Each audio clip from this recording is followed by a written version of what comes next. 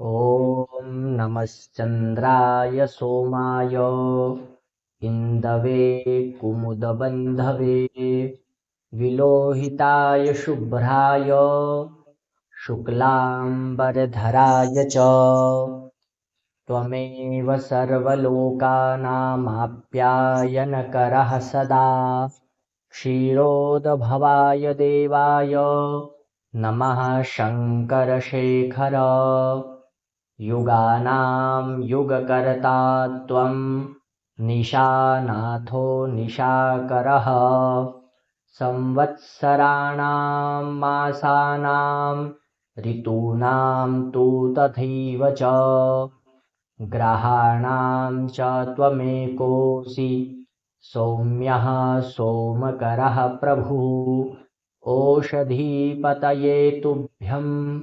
रोहिणीपतये नमः।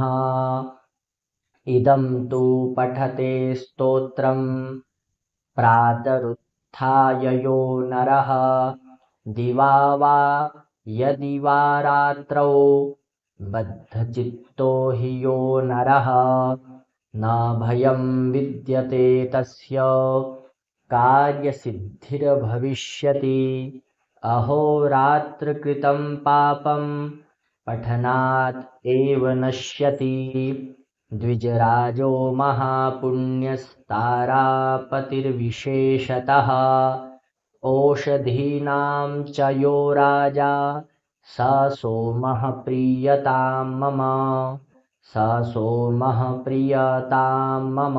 चन्द्रस्तोत्रं सम्पूर्णम्।